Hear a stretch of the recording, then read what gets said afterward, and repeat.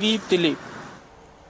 हरियाणा सरकार ने कोरोना को रोकने के लिए एक नया एक्शन प्लान तैयार किया है। हरियाणा सरकार ने दिल्ली फरीदाबाद बॉर्डर को पूरी तरह सील करने का फैसला किया है, जिसके बाद सिर्फ केंद्र सरकार द्वारा जारी किए गए पास ही वैलिड रहेंगे। इनके अलावा किसी को भी बॉर्डर क्रॉस करने की इजाजत नहीं होगी।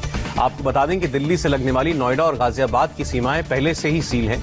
हरियाणा के स्वास्थ्य मंत्री अनिल विज ने साफ साफ कहा कि वो धीरे धीरे दिल्ली से लगने वाले हर इलाके के बॉर्डर को सील करने का प्लान कर रहे हैं।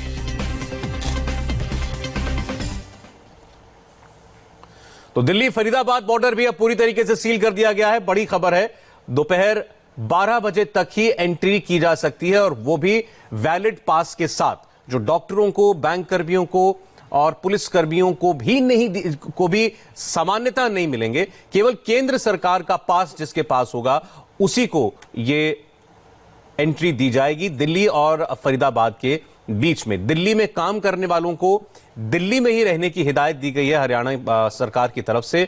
हरियाणा में अब तक कोरोना के 310 मामले सामने आए हैं और 3 लोगों की जान जा चुकी है। और दिल्ली फरीदाबाद बॉर्डर से देखिए जतिन शर्मा की ग्राउंड रिपोर्ट। दिल्ली के गुड़गांव फरीदाबाद बॉर्डर को पूरी तरीके से सील किया गया है। हरियाणा पुलिस, फरीदाबाद पुलिस यहाँ पर है, पैरामिलिट्री फोर्सेज आरएफ को भी यहाँ पर तैनात किया गया है।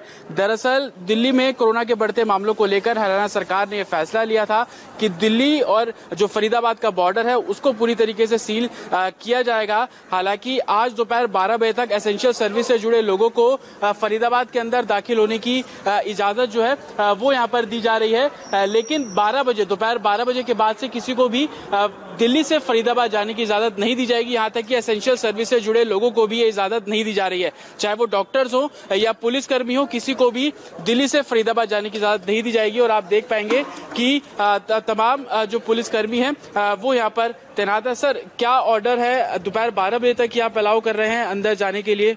देखो जी, अब तो 12 बजे तक इनको समझाओ। 2-3 दिन तो है हमारा जो काम चला था, इनको रजिस्टर में एंट्री भी करी है, इनको समझाएं। बहुत सराहनीय काम है जो कि इस पे कोरोना कंट्रोल पाया जाएगा। हमने सबको समझा दिया है। डॉक्टर, सब्जी गाड़ी, जैसे ये दवाई की गाड़ी है, सिर्फ इन्हीं पे वो मेन जो चीज है उन्हीं को हमने अप्लाई किया है।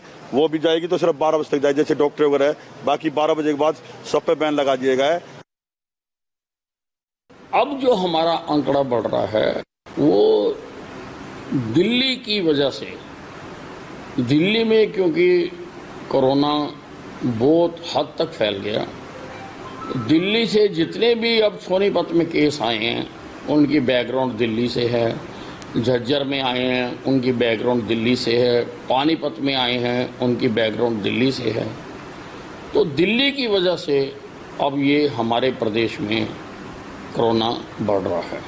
हमने सोनीपत को तो सील कर दिया, बाकी सीमाओं को भी सील करने पर हम विचार कर रहे हैं।